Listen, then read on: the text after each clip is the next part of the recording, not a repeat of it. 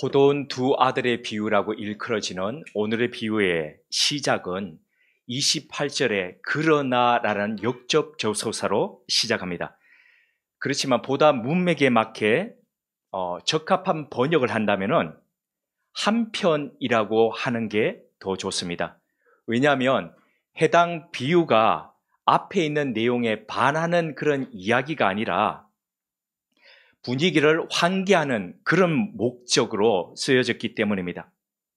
본 비유의 내용과 메시지에 더 다가가기에 앞서서 앞뒤의 내용과 더불어서 번역상의 문제를 조금 짚어보고 난 뒤에 본 비유의 내용, 메시지에 다가가 보도록 하겠습니다.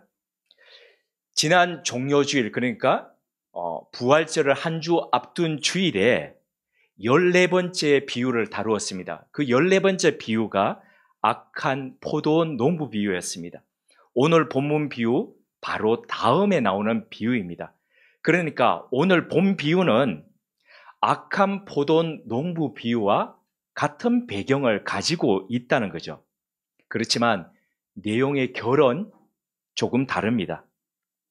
악한 포도원 농부 비유가 하나님을 향한 반역에 가깝다면 오늘 이 비유는 불순종에 가깝다고 할 수 있습니다. 본 비유의 이 배경은 이렇습니다. 예수님께서 나귀를 타고 예루살렘에 입성하셨습니다. 사람들이 종려나무 가지를 흔들면서 호산나 호산나 그러면서 환호를 했죠. 뭔가 되는 것 같았습니다. 그런데 그 이후에 예수님께서 월요일에 예루살렘 성전에 들어가셔서 보니까 온갖 재물을 팔고, 그러니까 재물 드리기 위해서 소와 양을 팔고, 본래 그 재물의 거래는 예루살렘 성 안이 아니라 기드론 골짜기 그 부근에서 이루어졌는데, 보다 사람들의 편의성을 위해서 이게 이방인의 뜰에까지 그 재물을 가지고 들어온 겁니다. 거기서 매매 행위가 이루어지고 있었고, 그리고 성전세를 내는 것을 로마의 돈이었던 데나리온이나 이런 것들을 하지 않고 성전 안에서 유통되는 돈은 따로 만들어가지고 환전 수익을 얻도록 그렇게 만들었다는 거죠. 그러니까 환전을 거기서 하다 보니까 완전히 그냥 성전의 입구가 장사판이 되어버렸던 겁니다. 예수님께서 이것을 뒤집으셨습니다. 그리고 하나님께 예배하는 이 기도의 집을 너희들이 강도의 소굴로 만들었다라고 그렇게 말씀하셨죠. 자, 요 사건이 있고 난 뒤에 예수님께서 예루살렘에서 주무시지 않고 기드론 골짜기를 건너서 베다니에서 주무시고 난 뒤에 다시 화요일에 예루살렘으로 아침 일찍 들어오신 겁니다. 그런데 들어오시던 길에 너무 시장하셔서 아마 아침도 드시지 않고 베다니에서 이렇게 오셨는가 봅니다. 너무 시장하시니까 주변에 무화과를 보니까 무화과 잎이 무성하니까 거기서 열매를 따서 드시려고 이렇게 잎을 이렇게 들추면서 찾아보니까 열매가 하나도 없는 겁니다. 그래서 그 무화과 나무에게 네가 이제 앞으로 더 이상 열매를 맺지 못할 거라고 말씀하시니까 무화과 나무가 말라버린 거죠. 이 사건이 있었던 겁니다. 이 사건이 있었는데, 자, 이 사건이 있고 난 뒤에 지금 오늘 사건들이 연이어 지금 일어나는 겁니다. 일어나는데 이 장면을 바탕으로 영국의 철학자였던 버트란트 러셀이 이런 책을 지었습니다. Why I am not a Christian. 나는 왜 그리스도인이 안 되었는가? 아닌가? 그러니까 이 사람이 보면서 열매 맺을 때가 아닌데도 열매를 구했는데 그 열매가 없으니까 당연히 열매가 없겠죠. 없는데 그걸 열매 없다라고 그렇게 저주에 가까운 말씀을 해버리시니까 이게 자비로운 하나님도 아니고 그렇다고 해서 도덕적이도 아니고 다른 성인들보다도 낫다고 할 수 없는 이런 행위를 보고 내가 어떻게 예수를 믿겠는가 버트란트 러셀이 그렇게 이야기했다는 거죠. 자, 예수님께서 지금 무화과 나무를 구했을 때가 언제입니까? 빠르면은 3월 말쯤 중순쯤 되고 늦으면은 4월쯤. 왜 그렇습니까? 부활절이 그때쯤이거든요. 그런데 보통 무화과 나무 열매는 1년에 한 2번 정도 되는데 5월 요때쯤 돼서 첫 열매가 이루어지는데 따는데 그럼 그 앞에 열매의 때가 아니라고 지금 우리 마태복음은 이야기하고 있지 않지만 마가복음은 그렇게 이야기하고 있거든요. 그러면 설 익은 열매라도 있어야 되는데 없었다는 거죠. 없었는데 그럼에도 불구하고 러셀의 주장은 일명 타당해 보입니다. 하지만 그는 성경이라는 큰 숲 안에서 요 구절, 이 작은 구절에 나무를 본 것이 아니라 이 작은 나무 하나 보고 전 숲을 해석하고 판단했다는 겁니다. 그 결과 심각한 오해와 불신앙으로 그의 삶이 마쳤습니다. 일명 이 무화과나무 저주 사건은 이 사건 하나로 볼 것이 아니라 병행 구조 속에서 해석을 해야 됩니다. 병행 구조라는 것은 똑같이 생긴 다른 쌍둥이 같은 사건이 있다는 겁니다. 예를 들어서 누가복음에 보시면은 예수님께서 12살 난 야이로의 딸을, 죽은 야이로의 딸을 고치시는 장면이 나오죠. 그런데 그 사건과 더불어서 그 집으로, 야이로의 집으로 가는 동안에 어떤 사건이 일어납니까? 12년 동안 혈루증을 앓던 여인을 고치는 장면이 나옵니다. 오늘 기도 가운데 그 옷자락이라도 만지는 믿음을 갖게 하소서 그랬는데 그 옷자락을 만짐으로써 치유된 그 여인이 몇 해 동안 혈루증을 앓았습니까? 12해입니다. 그러니까 12해 동안 고통당했던 사람과 12해 동안 행복했는데 그 행복이 깨진 이 사건이 같이 병행구조로 사건이 나가면서 예수님이 오신 목적이 거기에 있다는 거죠. 그걸 보여준다는 거죠. 그러면 자, 이 지금 무화과나무 사건을 저주하시는 사건은 어떤 사건과 이렇게 쌍둥이처럼 병행으로 놓여졌냐 하면은 바로 그 앞날에 예루살렘 성전을 완전히 뒤엎으신 사건과 같이 봐야 된다는 거죠. 오랫동안 하나님의 임재의 상징이었고 그 안에 치유와 용서가 일어나는 그런 현장이 어디였습니까? 그런 열매가 일어나는 곳이 성전이었습니다. 그런데 수많은 세월 동안 하나님의 임재가 있었던 그곳에서 하나님의 임재는 더 이상 느껴지지 않습니다. 하나님의 치유와 용서가 보이지 않습니다. 뭐만 보입니까? 완전히 장사 속에서 더 고수익을 내기 위해서 어떻게 하면 여기서 더 수익을 낼 것인가 혈안이 된 장사꾼들만 보입니다. 그러니까 주님이 그것을 열매가 없다고 확 뒤집으신 거죠. 바로 다음날 무화과 사건을 통해 가지고 한 번 더 그것을 보이신 겁니다. 자, 이런 예수님의 형태가 구약 성서 가운데서 에스겔도 그렇고요. 어떤 상징적인 사건을 통해서 하나님이 어떻게 말씀하시고 어떻게 심판하실 것인지 예언자들이 그렇게 상징적 사건을 통해서 말했다는 겁니다. 예수님 바로 그런 부분이 이런 고도의 상징적 의도 속에 드러나 있다는 겁니다. 이런 것을 봐야 되는데 러셀은 그걸 보지를 못했다는 겁니다.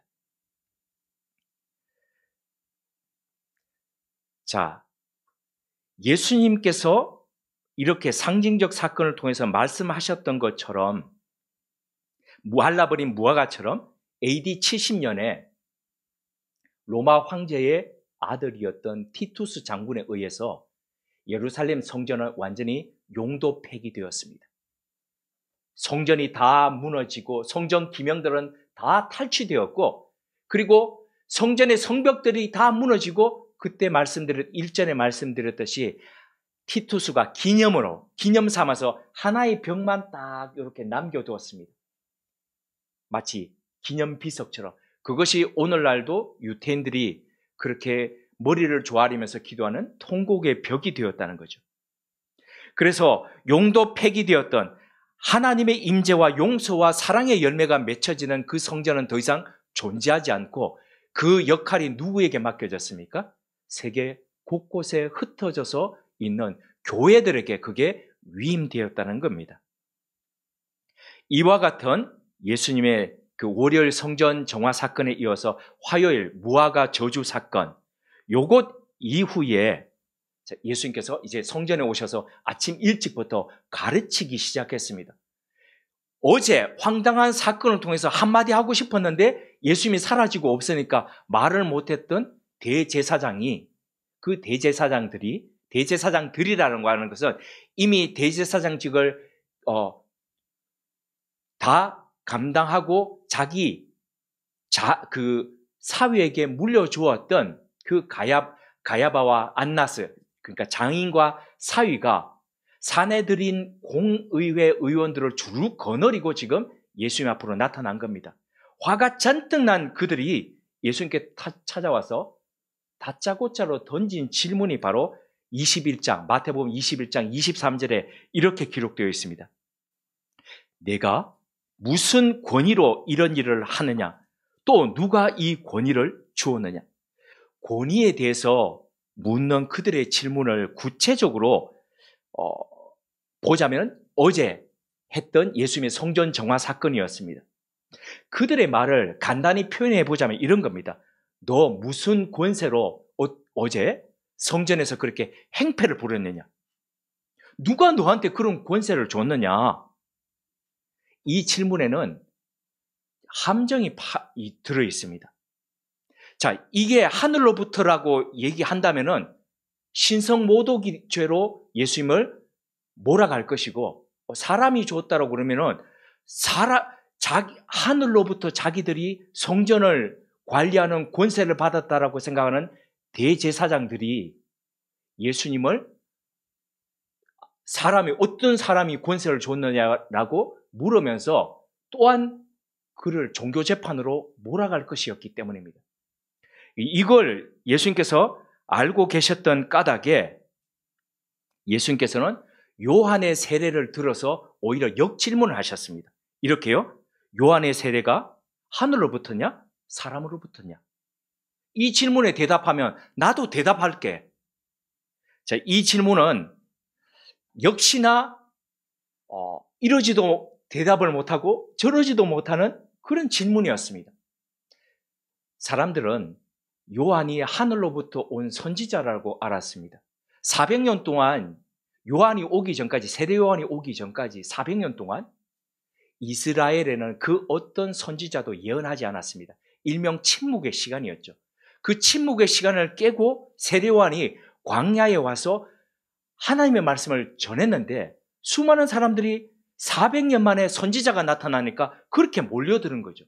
몰려들었는데 수많은 사람들이 이렇게 세례 요한을 하나님의 선지자라고 알고 있는 이때에 자, 이게 하늘로부터라고 하면은 그렇게 대답하면은 그러면 너희들은 왜 세례 요한한테 가서 세례받고 그 말씀대로 살지 않았느냐? 그 말씀을 예수님께서 할 것이고 사람으로부터라고 하면은 세례 요한을 하늘로부터 온 것을 믿는 사람들에 의해서 지금 아마도 급격한 지금 저항이 있을 것이기 때문입니다. 그래서 이들이 생각했던 말이 매우 비겁한 말이었는데 나 모르겠다 이거였습니다.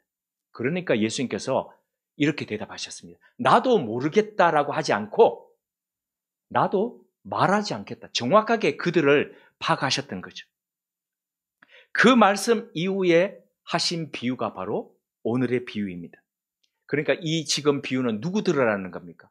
권위 내세우고 라이센스 들먹이면서 지금 예수님한테 와서 트집 거는 이 사람들 들으라는 얘기입니다. 그리고 정작 권위를 이야기하면서도 자신들에게 권위를 주신 분이 하늘이라고 이야기하는데 그 하늘과는 전혀 상관없이 살아가고 있는 장사치로 살아가고 있던 종교 지도자들 지금 들으라는 이 소리였습니다. 이것이 이 비유의 배경입니다. 자, 그럼 번역상에 우리가 짚고 가야 할 문제가 있다라고 말씀드렸는데 그건 뭘까요? 이걸 보기 위해서 오늘 내용을 제가 간략하게 다시 한번 되짚어 보겠습니다. 아버지가 포도원을 경영하고 계셨지요. 그 아버지가 어느 날 두 아들에게 자, 내 포도원에 가서 니들이 일 좀 해라 라고 하니까 이 두 아들들이 다 싫어요, 안 가요 이렇게 얘기했습니다. 이게 지금 내용입니다. 자, 그러면 뭐가 지금 번역이 조금 이상하다는 거냐면은 우리가 지금 오늘 개역개정으로 읽었습니다. 이 개역개정 앞에는 개역 성경이었습니다. 이 두 성경에 다 이렇게 지금 번역이 되어 있습니다. 그런데 이 성경 말고 우리말 성경에 표준 세번역 그리고 그 가톨릭에서 쓰는 공동 번역뿐만 아니라 오늘 윤 집사님이 지금 부름의 말씀으로 읽으셨던 새 한글 성경 모두 다 요게 반대로 되어 있습니다. 그러니까 첫째 아들이 안 가고 싶어요. 그러고 난 뒤에 간 걸로 나와 있고, 둘째 아들은 처음에는 네 갈게요. 그래 놓고 안 간 걸로. 그러니까 지금 개역개정하고 반대로 되어 있는 거죠. 그런데 영어 성경을 보니까 영어 성경도 다 이렇게 반대로 되어 있습니다. 우리 지금 개역개정하고 반대로 되어 있다는 거죠. 헬라어 성경을 보니까 헬라어 성경 UBS판과 표준 번역판에 다 반대로 되어 있습니다. 저 궁금했습니다. 도대체 우리말 이 성경은 무슨 번역을 보고 이렇게 이런 번역을 했을까? 혹자 이렇게 어떤 센텐스를 보니까 뭐 번역판이 신해산 번역과 그 바티칸 번역의 차이에서 온다라고 하는데, 제가 아직 그 번역판을 보지를 못했습니다. 나중에 좀 더 제가 연구하고 난 뒤에 왜 이런 번역을 개역개정에서 했는지를 말씀드리겠습니다. 자, 그럼에도 불구하고 요건 중요하진 않습니다. 우리가 오해할까봐 그렇게 하는 것이, 보다 중요한 것은 뭡니까? 아들이 아버지의 말씀에 순종했느냐, 하지 않았느냐, 이게 더 중요하다는 거죠. 첫째 아들이 했느냐, 둘째 아들이 했느냐, 요거보다도 돼요. 예수님도 이 비유를 마치시면서 이렇게 말씀하셨습니다. 그 둘 중에 누가 아버지의 뜻대로 하였느냐. 자, 여기 계신 우리 우모론 가족님들이 보시기에 누가 아버지의 뜻대로, 그러니까 개역개정판으로 볼 때 누가 아버지의 뜻대로 한 아들입니까? 당연히 둘째 아들이죠. 둘째 아들입니다. 그런데 엄격히 보자면 이 둘 다 잘했다라고 할 수가 없습니다. 어떤 의미에서 고대 아주 엄격한 가부장적 그런 제도 안에서 보자면 둘째 아들이 더 막 나가는 아들이라고 할 수 있습니다. 왜냐하면 아버지 앞에서 대놓고 아버지가 한 말씀 딱 하는데 싫어요. 이렇게 하니까 그래도 첫째 아들은 아버지의 면을 생각한다라고 가겠습니다. 이랬는데 오늘날도 한번 보십시오. 여기 아버지들 계시고 어머니들 계시는데 자녀들 아침 밥상에서 이 말씀하십니다. 야, 얘야, 오늘 네가 이 일 좀 해야 되겠다. 그런데 밥상머리에서 이 아들이 대뜸 하는 얘기가 싫어요. 아버지가 해요. 싫어요. 엄마가 해요. 이러면은 아침 밥상머리에서부터 막 이 안에서 막 올라오지 않겠습니까? 이놈의 자식이 내가 지를 어떻게 내가 먹이고 키웠는데, 이런 생각 들지 않겠습니까? 밥을 뺐습니까? 먹지 말라. 숟가락을 뺏어버립니까? 그런데 이 2000년 전 고대 시대에 이랬다고 하면은 나중에 갔다라고 하지만은 얼마나 아버지 마음이 상했겠습니까? 이 두 아들이 다 이런 겁니다. 첫째 아들은 아버지 배려하는 것 같은데 아버지한테 뻥치는 거짓말쟁이입니다. 속이는 거죠. 눈속임 하는 거죠. 그리고 난 뒤에 이 살짝 안 가는 이 야비한 이런 부분도 있고요. 이 둘째 아들은 아버지 마음 생각도 안 하고 그냥 대놓고 지 하고 싶은 대로 지 생각나는 대로 그냥 내질러 얘기하는 이런 아들입니다. 이 두 아들을 데리고 있는 아버지 마음이 참 얼마나 아프겠습니까? 자, 가정 안에서 좀 어렵더라도 내 생각하고 다르더라도 아버지가 말씀하시고 어머니가 말씀하시면은 자기 생각 좀 한번 내려놓고 네, 제가 알겠습니다. 아니면 제가 좀 어려운데 한번 제가 하는 방향으로 해보겠습니다. 이렇게 대화가 간다면 가정 안에 서로 배려하고 또 친밀감이 더 쌓여가지 않겠습니까? 비록 환경이 또 상황이 어렵고 자기 입장에서 손해가 된다 하더라도 이런 순종이 있어야 가정에 질서가 잡혀가지 않겠습니까? 이런 면에서 보면은 큰아들은 참 예의 바른 것 같지만 실은 정직하지 않고, 둘째 아들은 정직한 것 같지만 자기 고집이 너무 셉니다. 자기 생각이 너무 강합니다.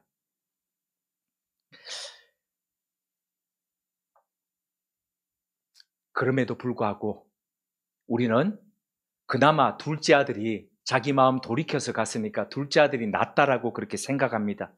과정마저 좋으면 더 좋겠지만 말입니다. 예수님은 이 비유를 통해서 대제사장과 바리새인들의 이중성을 지금 고발하셨습니다. 그들은 말로만 포도원에 가겠다라고 하고 그리고 가지 않은 큰아들이었습니다.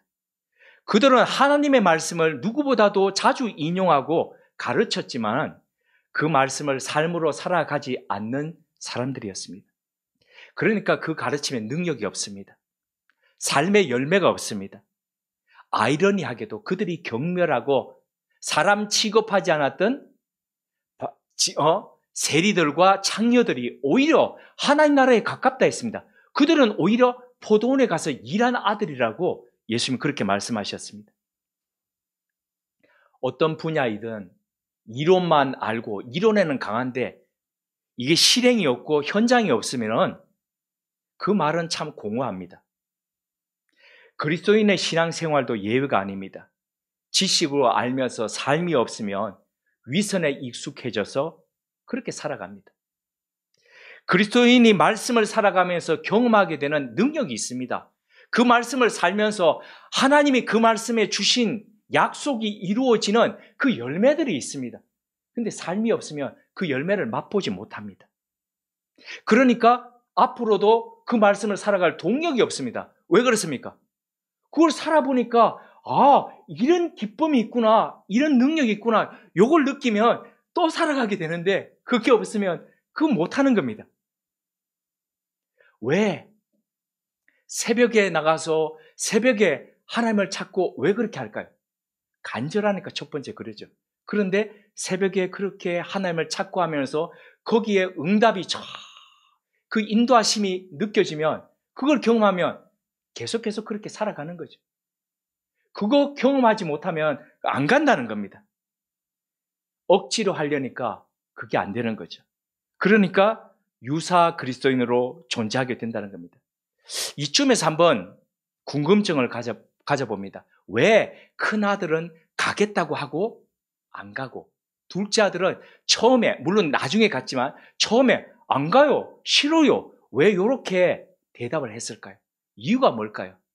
그 이유를 우리는 이 말에서 찾게 됩니다. 오늘이라는 바로 그 단어입니다. 아버지가 포도원에 가라 할 때 며칠 있다가 가라 그럽니까? 아니죠. 오늘 가라라고 이야기하죠. 얘야, 너 오늘 포도원에 좀 가라. 오늘이라고 갑자기 아버지가 오늘이 좀 가라라고 이야기하니까 그게 부담스럽고 못마땅했던 겁니다. 오늘 세웠던 자기 계획이 다 틀어지니까요. 그거 내려놓기 싫다는 겁니다. 그래서 안 갔고, 그래서 안 가겠다고 했던 겁니다. 이처럼 우리는 나름대로의 계획이 있습니다. 자기 생각과 논리가 있습니다. 자기 판단이 있습니다. 그러니까 아버지가 오늘이라고 얘기하시는데도 그거 받아들이고 싶지 않다는 겁니다. 내게 있는데, 내가 세운 게 있는데 그것대로 그냥 가고 싶은 겁니다. 이렇게 우리가 자기 생각과 자기 논리를 주장하고 자기 판단을 더 의지하게 되면요, 이런 경험은 곧 불순종이라는 현상으로 나타납니다. 내 생각과 내 논리, 내 판단을 하나님의 아버지 뜻보다도 더 우선시하게 됩니다. 이런 우리의 자기 논리 안에는 감정과 고집과 자존심이 들어 있습니다. 여기에 우리의 반복되는 인생의 문제가 여기에 들어 있습니다. 원인이 거기에 있습니다. 출애굽기 생각하시면 금방 이해되실 건데요. 출애굽한 뒤에 이스라엘 백성들이 광야를 만났습니다. 근데 이 광야는요, 최단거리로 가면은 가나안까지 일주일이면 갈 수 있는 거리였습니다. 하나님은 이 백성들을 광야를 통해서 쭉 진행하시면서 아마 2년 커리큘럼을 세우신 것 같습니다. 왜 그러냐면은 2년째 될 때에 가데스 바네아 앞에, 그러니까 가나안 앞에 그 가데스 바네아라는 그 광야 앞에서 12 정탐꾼들을 보내면서 들어갈 가나안이 어떤지를 조사케 하셨거든요. 그래서 그 보고에 따라서 들어가는 게 하나님의 커리큘럼이었습니다. 그런데 12명들이 들어와서 여호수아와 갈렙 요 두 사람만 제외하고 10명이 엉뚱한 보고를 하지 않습니까? 가니까 막 그 엄청난 열매들이 있고 막 조섭디다. 그런데 그 사람들은 어마어마한 거인들이고 우리는 그 앞에서 메뚜기 같습니다. 그 앞 도저히 우리가 들어갈 수 있는 땅이 안 됩디다. 이런 보고하지 않습니까? 이들의 보고의 앞에는 전혀 믿음이라는 게 없습니다. 하나님에 대한 신뢰가 없었다는 거죠. 그래서 하나님이 어떻게 하셨습니까? 니들 안 되겠다. 도저히 이런 것으로 가나안에 들어가서 해결이 안 되겠다. 그래서 하나님께서 다시 돌리신 거죠. 돌리시는데 언제까지 돌리셨습니까?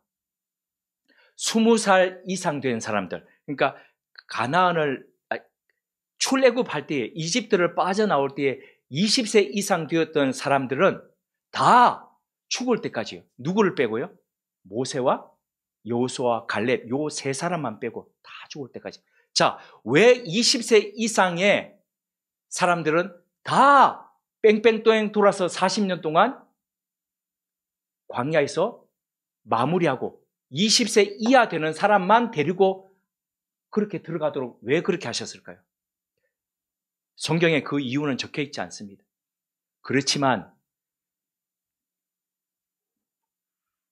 교육이나 또는 양육을 해보신 사람들은 이해가 됩니다. 머리가 큰 사람들은 감동받습니다. 교육을 하면. 그런데 어떻습니까? 그렇죠. 놀라운 복은요. 전에도 말씀드렸지만 핸들 이쪽으로 완전히 죄송합니다. 이런 용어 써서 이빠이 돌린다 그러죠. 이빠이 돌리는데 열심히 이빠이 돌렸는데 통 놓으면 어떻습니까? 자동적으로 돌아갑니다. 놀라운 복원력이라는 은사를 이 안에 가지고 있기 때문에 안 고쳐지는 겁니다. 그러니까 하나님께서 유한 사람들, 그래 20세 이하면은 내가 가르치면 좀 듣더라. 그래서 20세 이하 사람들만 그렇게 들어갔다는 거죠. 결국 40년의 광야 생활이라는 것은 이런 하나님의 말씀에 따라서 순종하는 훈련의 시간이었습니다.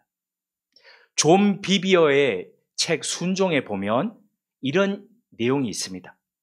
하나님이 원하시는 것은 외면적 순종이 아니라 상하고 통회하는 마음이다. 하나님의 뜻에 줄이고 목마른 마음이다. 우리는 하나님의 뜻에 목말라 하고 하나님의 뜻에 배고파 주려 하기보다는 우리 생각으로 너무 충만합니다. 그래서 말로는 포도원에 가겠다 하고 안 갑니다. 자기 일정과 즐거움과 계획을 주님의 명령보다도 앞세우는 습관이 되어 있습니다. 계속 반복하다 보니까 그게 자기 습관이 되어 있는 겁니다. 몸에 배어 있습니다. 습관은 의식하고 하는 게 아니라 의식하지 않더라도 자동적으로 나오는 거거든요. 예수님을 주님으로 부른다는 것은 내 주인으로 모시겠다는 건데 그렇게 주인으로 모시겠다고 복종하겠다고 고백하고서 그대로 하지 않습니다. 자기 계획과 맞는 부분만 순종합니다. 그러면서도 우리가 하나님 앞에서 얼마나 불법으로 서 있는지를 생각하지 않습니다. 그렇다면 왜 우리는 순종이라는 말 앞에서 주저할까요? 우리 본성이 순종을 거부하기 때문입니다. 안락이나 건강을 그 하나님 앞에서의 순종보다도 더 우선시하기 때문입니다. 그러면서 우리는 기도하는데 하나님이 안 들어준다고 그럽니다. 근데 제가 이런 얘기를 지지난주에 한 어머니가 저한테 전화하셔서 그렇게 얘기하는 겁니다. 그래서 아들이 절대로 하지 않겠다. 그렇게 한다. 그래서 제가 그런 말씀을 드렸습니다. 쭉 말씀을 드리면서 한번 입장 바꿔 생각해 보라고 한번 말씀해 주시면 좋겠습니다.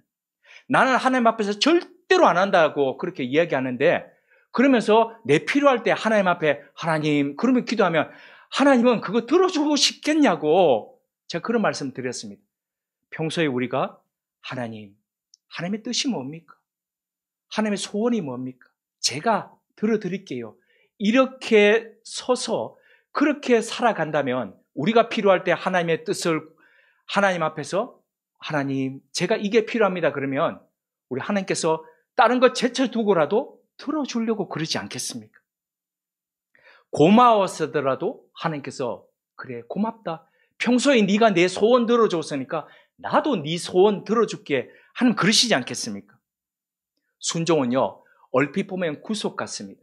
그러나 하나님의 권위 아래서 하나님의 보호하심과 약속에 거하는 게 바로 이 순종입니다.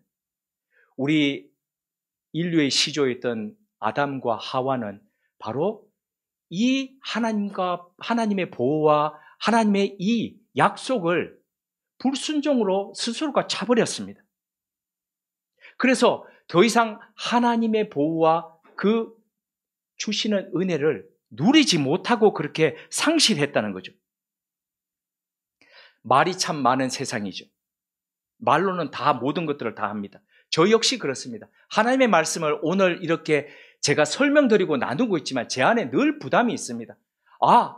나는 하나님의 말씀을 말로 풀고 있지만 말로 풀지 않고 나의 몸으로, 나의 삶으로 좀 풀고 싶다. 제가 가까이 저에게 영상을 가르쳐주고 했던 그 영상 편집하고 하는 것들을 가르쳐주신 집사님께 제가 그 얘기를 드렸습니다. 나 말로 정말 하는데 내 너무 부담이 있다. 그래서 몸으로 이 하나님의 말씀을 풀고 내 그렇게 살고 싶다. 그러니까 이분이 대뜸 이런 얘기 하더라고요. 그게 더 어렵지요? 네, 더 어렵지요. 맞습니다. 말로 하는 거 쉽습니다. 근데 몸으로 살아내는 거 쉽지 않습니다. 그런데 늘 제 안에 이렇게 숙제처럼 부채의식이 있다는 겁니다. 말은 줄이고 몸으로 삶으로 그렇게 하나님의 말씀을 풀어서 그렇게 가고 싶다는 겁니다. 우물음의 가족 여러분들은 어떻습니까? 말은 잘 하는데 희생할 줄 모르고 헌신할 줄 모르는 큰 아들의 영으로 혹시 충만하지는 않습니까? 아니면 뒤늦게 포도원으로 달려간 그 아들처럼 그 아들의 심정으로 하나님 앞에 나아가고 계십니까? 카자흐스탄이 있죠. 거기서 국가대표 언어장애인 축구단을 운영하는 선교사가 있습니다. 그리고 언어장애인들만 모아서 공동체를 그렇게 꾸려서 그 사람들을 돕고 이렇게 살아가는 분인데 이분이 이민교 선교사입니다. 이분이 복음에 빚진 사람이라는 책을 썼는데요. 그 책에 보면 두부 만드는 과정과 콩으로 불려가지고 두부 만드는 과정과 하나님이 우리를 쓰시는 그 과정을 비교해서 쓴 게 있는데 오늘 제가 예배 순서지 안에 우미 트는 생각 속에 제가 넣어놓았습니다. 그 책 277쪽에 있는 내용이고 또 예배 순서지에 넣어놓은 내용을 제가 인용해 드리겠습니다. 하나님이 사람을 쓰시는 과정입니다. 먼저 유통 과정에서 더러워진 콩을 깨끗이 한다. 씻어야 한다.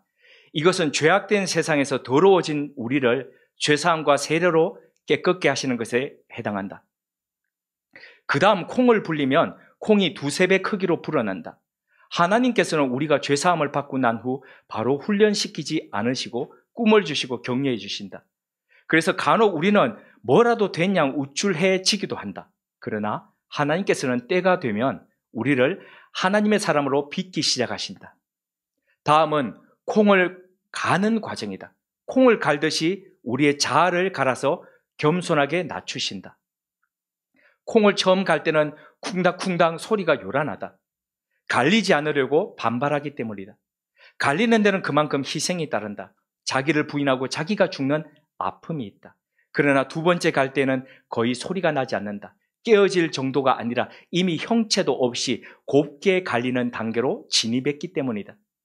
우리의 교만한 내면이 하나님의 훈련으로 깨지고 갈리는 과정이다. 그 다음은 가열하는 과정이다. 100도 이상의 온도에서 끓여 모든 불순물과 세균을 제거하여 순수하게 하는 것이다. 성화되는 과정이라고 할 수 있다. 하나님께서는 우리를 쓰시기 전에 반드시 우리를 낮추고 우리의 삶의 동기와 목적을 순수하게 하신다. 이 낮아지는 과정에 아픔이 있다. 사실 알고 보면 고난의 과정도 축복이다. 이 과정을 거치면 우리가 알 수 없는 하나님의 큰 복이 기다리고 있기 때문이다. 완전히 갈아져 낮아지고 순수하게 된 다음에 눌러서 두부를 만든다. 이제는 자아도 없고 자기 주장도 없어 주인의 주권적인 손에 모든 것을 맡기는 것이다. 내 주여 뜻대로 행하시옵소서의 단계이다.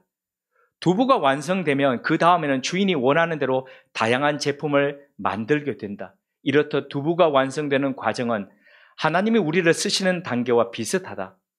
이를 통해 하나님께서는 우리를 영화롭게 하시고 영광을 받으신다. 지난 주 중에 이 글을 두부 공장을 경영하시는 분께 제가 보내드렸습니다. 매주 그분이 만든 두부를 저희 집으로 바로 배송을 해 주시는데, 제가 참 이 두부 만드는 게 그 크리스찬인데 얼마나 귀한 일인지를 그분이 좀 느꼈으면 좋겠다 싶어서 보냈습니다. 그랬더니 그 집안 같이 경영하는 식구들에게 다 보내서 식구들 모두가 다 참 은혜를 받았다라고 그런 메시지를 받았습니다. 어떻습니까? 콩이 갈라져 두부가 되는 이 과정이 우리가 하나님 앞에서 반항하다가 순종하면서 그 순종을 연습해 가면서 변화되어 가는 과정과 참 유사하지 않습니까? 하나님의 말씀을 우리 한번 이렇게 믿고 쿵닥쿵닥쿵닥거리지만은 믿고 한번 순종해보고 또 순종 한번 해보고 좀 더 해보고, 이렇게 약속을 믿고 의지하고 한 발자국 내딛어보고 또 내딛어보고 이렇게 살아가 보면 어떻겠습니까? 그 결과 어떤 일이 일어나는지를 한번 지켜보면 어떻겠습니까? 혹 믿어지지 않는다면 한번 마음으로도 순종 한번 해보자. 그렇게 해보면 어떻겠습니까? 순종이 안 된다면 그래 내가 한번 복종이라도 해보겠다. 이렇게 가보면 어떻겠습니까? 하나님의 말씀이 내 인생을 잡으시고 그 내 인생을 어떻게 인도하시는지 우리 눈으로 분명히 목도하게 되실 겁니다. 함께 기도드리겠습니다. 하나님, 지금까지 우리가 참 고집스러웠지요. 내 계획을 내려놓지 않고 너무 주장했었지요. 자기 생각과 판단을 너무 의존했었지요. 그러면서도 하나님께 많은 것을 요구하며 살았었지요. 만약 이런 일들로 인해서 우리의 광야가 길어지고 있다면 이제라도 얼른 깨달을 수 있는 마음을 허락해 주십시오. 이제는 말이 아니라 삶으로 행동으로 하나님의 말씀을 아는 사람이 되고 싶습니다. 말씀이 삶 속에서 역사하시는 힘을 보고 싶습니다. 그 능력이 맺어내는 열매를 보고 싶습니다. 그 일을 위해 순종의 발걸음을 매일매일 내딛는 믿음의 사람 되게 하옵소서. 그로 인해서 하나님의 권위 아래서 자유와 평안을 누리는 삶 살게 하옵소서. 예수님 이름으로 기도드립니다. 아멘.